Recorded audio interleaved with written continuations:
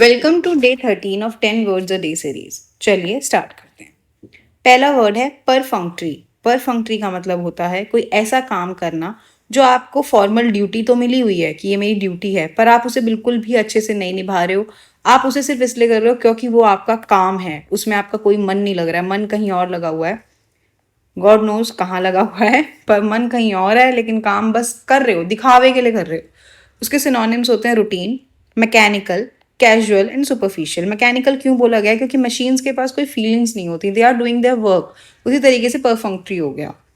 Antonyms होंगे जो इंसान को काम मिला है वो बहुत अच्छे से, शिद्दत से उस काम को कर रहा है। तो diligent, sincere, conscious and thorough. Next word है एग्जैजरेट। एग्जैजरेट का मतलब होता है बात को बढ़ा चढ़ाकर बताना। आपने यहाँ पे एक छोटा सा कीड़ा देखा और बाहर जाके बताया मैंने ना वहाँ सांप देखा, ये एग्जैजरेटेड बात है। तो छोटी सी बात का बड़ा करके बताना। तो amplify, overstate, overdo and magnify. Magnify होता है ना, मैग्निफिकेशन ग्लास, ग्लास के अंदर बड़ी होकर चीज दिखती है, तो बात को भी बढ़ा के बोलना तो मैग्नीफाई। एंटोनिम्स होते हैं बात आप देखा सच में सांप था, जाके बता दिए कीड़ा है। तो understate, minimize, diminish and reduce. Sentence और memory trick are for you. Read करो और खुद से सेंटेंसेस को लिखो, फिर उसके बाद में ही आपके पास ये वर्ड जो है रिटेन कर पाओगे, अदरवाइज ये वर्ड दिमाग से स्किप हो जाएंगे। नेक्स्ट वर्ड है ग्रेटिफाई। ग्रेटिफाई का मतलब होता है ग्रेटफुल होना, मतलब कोई चीज़ से आपको सेटिस्फाइड हो चुके हो कि ये चीज़ करी मैंने और मुझे उसका रिजल्ट मिला है। जैसे अब आप एग्जाम के लिए प्रिपेयर कर रहे हो और आपका रिजल्ट आने वाला है और उसमें आपका नाम होगा, लेट्स मैनिफेस्ट दिस थिंग, और उसको देख करके यू विल बी ग्रेटिफाइड क्योंकि जो मेहनत आपने की उससे आपको एक सेटिस्फेक्शन मिला है लाइफ में। Synonyms satisfy, please, delight and fulfil. वहीं इसके एंटोनिम्स होंगे displease, dissatisfied, annoy and offend. Next word है कार्नल। कार्नल का मतलब होता है only something which is related to physical. इसके अंदर कोई इमोशन, कोई ऐसा दिमाग में रिलेटेड कोई चीज़ नहीं है, बस और बस फिजिकल है वो चीज़। मतलब वो चीज़ फील तो दे, मतलब materialistic kind of a thing, ठीक है, but in a way of sensual. Sensual है वो चीज़, physical, fleshly and earthly.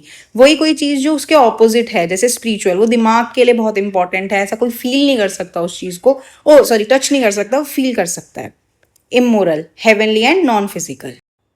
Candid, candid का मतलब होता है जो जैसे है ना वैसे दिखाना। हम पहले एक फोटो क्लिक करते थे ना कि मेरी कैंडिड क्लिक कर दे, मतलब जैसे है वैसा दिखा दिया, कोई पोज नहीं करा, कुछ नहीं। उसी तरीके से रियल लाइफ में एक इंसान कैंडिड है अगर वो बिल्कुल वैसे दिखा रहा है जैसे वो है, कोई सुपरफिशियल नहीं, कोई कुछ नहीं, कोई दिखावा नहीं, तो उसे कहेंगे Frank, honest, open and straight forward. अगर कोई इंसान झूठी चीजें दिखा रहा है, dishonest, deceptive, secretive and insincere.